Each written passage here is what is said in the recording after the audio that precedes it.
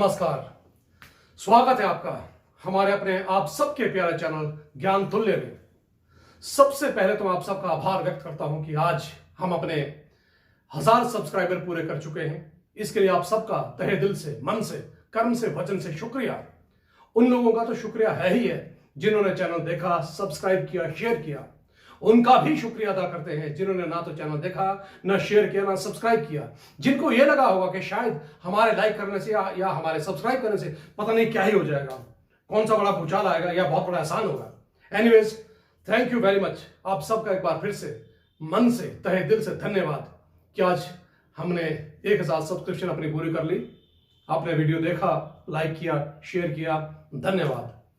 अब हम आते हैं अपने दूसरे टॉपिक पर, क्योंकि वायदे के अनुसार मैंने आपसे पिछली बार कहा था कि अगला वीडियो जो भी मैं बनाऊंगा या जिस पर भी मैं अपने विचार रखूंगा, जो मेरे स्टूडेंट्स की डिमांड रहती है कि सर आप बोलते बोलते हो और कई बार ना बहुत लेट हो जाता है वीडियो बनाने में। अब क्या करें, टीचर आदमी है, इंसान है, वक्त नहीं मिलता कई बार। तो पिछली बार मैंने आपसे यह कहा था कि अगला वीडियो जो भी हमारा आएगा उस पर हम बात करेंगे एटीट्यूड ऑफ ग्रेटिट्यूड की, यानी कि धन्यवाद, धन्यवाद, धन्यवाद। हमारे अंदर ऐसी भावना होनी चाहिए कि हम हर चीज का धन्यवाद करें। सामने वाला अगर आपकी तारीफ करता है, करनी भी चाहिए, नहीं करता है तो एक अलग बात है। अगर तारीफ करता है कि सर आज आपकी शर्ट बहुत अच्छी है, मैडम आपने बहुत बढ़िया सूट पहना है, या आप आज अच्छे लग रहे हो, आपने मतलब मैचिंग कुछ भी हो, हर चीज का आभार व्यक्त करें। आप अपने टीचर्स का आभार व्यक्त करें कि सर बहुत बढ़िया, धन्यवाद, आप मन से पढ़ाते हो, हमें बहुत अच्छी अच्छी जानकारियां देते हो। आप अपने माताश्री का आभार व्यक्त करें, धन्यवाद करें। इस आदत को डालिए अपने आप में, एटीट्यूड ऑफ ग्रेटिट्यूड की। माँ धन्यवाद, आपने बहुत अच्छा खाना बनाया, आपने बढ़िया मेरी कमीज प्रेस की, या और भी कहीं, पिताजी थैंक यू वेरी मच, आज आप हमें बाहर पार्क में लेके गए, घूमने के लिए लेके गए। ये चीजें हमारे जीवन में लैक करती हैं। हम किसी का आभार व्यक्त करके राजी ही नहीं है। जैसे सुबह आप उठते हो, सूर्य की प्रथम किरण से पहले पक्षियों की चहचहाट, शांत सुंदर वातावरण होता है, ठंडी ठंडी हवा चल रही होती है। क्या आपने कभी ईश्वर का धन्यवाद किया कि भगवान धन्यवाद, thank you very much for this wonderful day, thank you teachers, thank you my dear classmates, thank you my dear friend? नहीं किया, आदत नहीं है। तो ये आदत डालिए एटीट्यूड ऑफ ग्रेटिट्यूड की, आपको अवश्य बहुत अच्छे अच्छे बदलाव देखने को मिलेंगे। मैं अपना निजी उदाहरण भी दूंगा, लेकिन पहले मैं थोड़ी सी अपनी बात पूरी कर दूं। क्या आपने, एक बार फिर कहूंगा, सब्जी वाले का, फ्रूट वाले का, दूध वाले का, प्रेस करने वाले का, या आपके साथ जो भी इंसान एसोसिएटेड है, उनका कभी धन्यवाद किया है, थैंक यू किया है? एक बार करके देखिए, बहुत अच्छा लगेगा। यकीन मानिए बहुत परिवर्तन होंगे। एटीट्यूड ऑफ ग्रेटिट्यूड, ये एक मैजिकल वर्ड है। Thank you sir, thank you ma'am कहने का। कईयों की आदत होती है, ना तो मुस्कुराते हैं, ना बोलते हैं, ना खुल के किसी की प्रशंसा करते हैं, दूसरों के सुख से दुखी ज्यादा होते हैं। वो एक अलग टॉपिक है। फिर भी आप, अगर आप इसे सीरियसली देख रहे हैं, सुन रहे हैं, तो आप जरूर इस बात पर गौर कीजिएगा। Attitude of gratitude. Thank you सासू मां, थैंक यू ससुर साहब, सबका धन्यवाद करके देखें। हो सकता है कोई आपके ऊपर बहुत बड़ा अत्याचार कर रहा हो, बहुत विपत्ति आई हो, तो भी आप अत्याचार का जवाब थैंक यू से दें। Thank you, thank you, thank you. अब मैं आपको एक फोक टेल सुनाता हूं हमारे वहां की, क्योंकि पहाड़ों का ऐसा कहते हैं कि स्वर्ग पहाड़ों में है। तो अक्सर पहाड़ी कहानी एक जो इससे जुड़ी हुई है, एटीट्यूड ऑफ ग्रेटिट्यूड से लेकर के, कि हमें बचपन से सिखाया जाता है कि ईश्वर का ध्यान करो, धन्यवाद करो ईश्वर का, इस बेहतरीन सुबह के लिए, बादलों के लिए, बरसात के लिए, बारिश के लिए, आंधी के लिए, तूफान के लिए, क्योंकि प्रकृति का नियम है, कुछ अच्छा है तो कुछ बुरा होगा, बुरा है तो अच्छा होगा। आज जिसे हम सोचते हैं कि बहुत बुरा दौर चल रहा, कोविड काल का, इसमें भी कुछ ना कुछ अच्छाई छुपी हुई है। और आपने देखा भी, प्रकृति ने अपने आप को कितना साफ किया था। तो हर चीज के पीछे कुछ ना कुछ अच्छा ही छुपा हुआ होता है। तो इसीलिए thank you God for this wonderful life, इतनी अच्छी जीवन हमें दिया हुआ है। तो आपको मैं एक छोटी सी कहानी सुनाता हूं।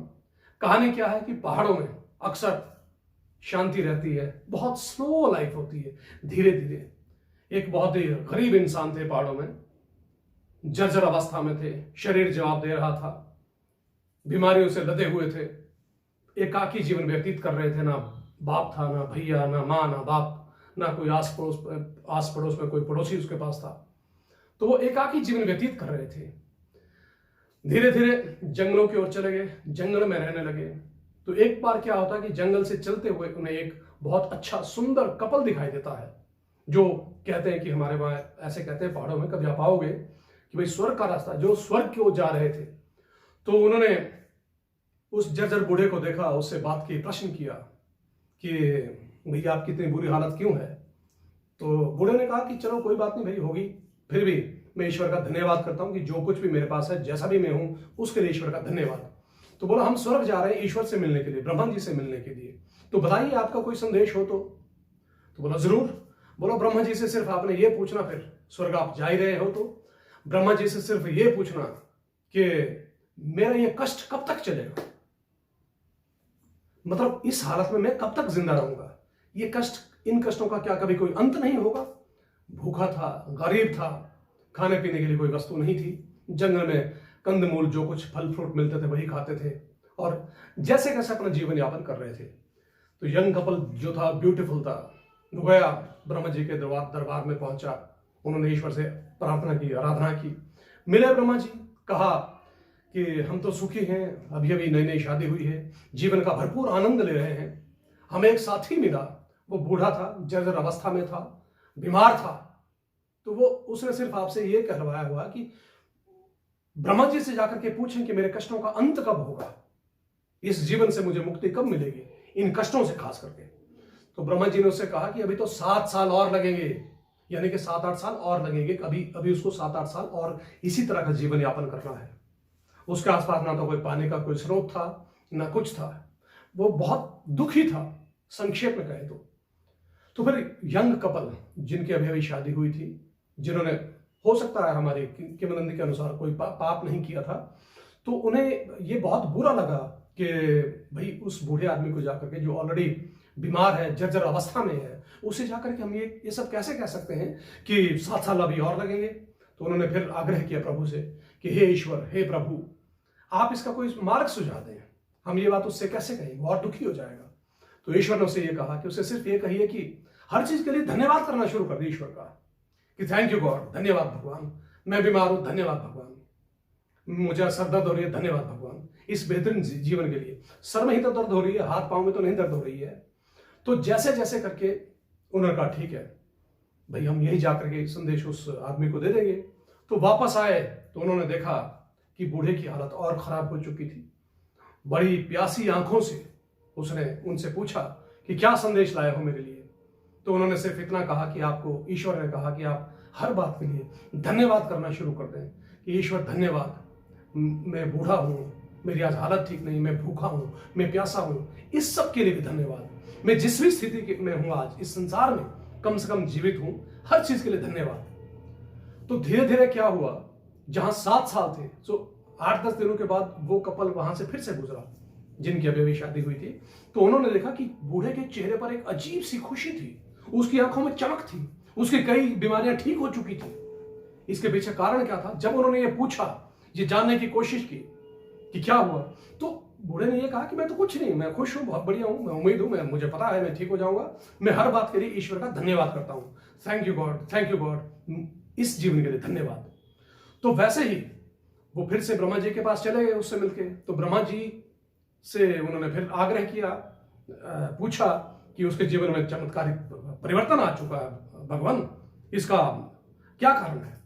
तो उन्होंने ये कहा कि उसके अंदर जो पॉजिटिविटी है, हर चीज को धन्यवाद, उसको जो देखने का उसका नजरिया बदला है चीजों को देखने का, तो उससे ये सारे के सारे परिवर्तन आ जाते हैं। तो ऐसा ही आम जीवन में भी शायद आपने कभी पाया होगा कि जब आप हर चीज के लिए किसी का धन्यवाद करते हो, मान लो आपके पांव में चोट है, मैं अपना निजी उदाहरण देता हूं कि 2 साल पहले मैं घुटनों के दर्द से बहुत ज्यादा पीड़ित था, जॉइंट पेन से, मुझसे चला भी नहीं जाता था, लेकिन मैं फिर भी जो आदत है, जो हमने सीखा बुजुर्गों से, अपने संस्कारों से, तो यही था कि हर चीज के लिए ईश्वर का धन्यवाद करें, धन्यवाद करें, थैंक यू गॉड। गोडे तो खराब है, हाथ तो ठीक है, नजर तो ठीक है, चश्मा नहीं लगा हुआ है, बाल ठीक है, हर चीज ठीक है, तो हमेशा अच्छा सोचे, हर बात के लिए ईश्वर का धन्यवाद दें। तो जो उस बूढ़े में 7 दिन में, कहा तो उसके कष्ट 7 साल बाद खत्म होने थे, लेकिन उसके कष्ट कब खत्म होने शुरू हो गए? 7 दिन के बाद ही। कारण क्या था? Thank you God, thank you God, thank you God, thank you God for this wonderful life, thank you my dear teachers, thank you my dear friends, thank you all, जो भी मेरे साथ है, प्रत्यक्ष और अप्रत्यक्ष रूप से जुड़े हुए, आप सबका धन्यवाद, धन्यवाद और धन्यवाद। और ईश्वर के एक बार फिर से धन्यवाद, इतनी बेहतरीन जिंदगी है। तन ढांकने के लिए कपड़ा है, भोजन मिल रहा है, पानी मिल रही है, शुद्ध हवा मिल रही है, सब सब सब ईश्वर का कमाल है। धन्यवाद, धन्यवाद और धन्यवाद। Thank you very much.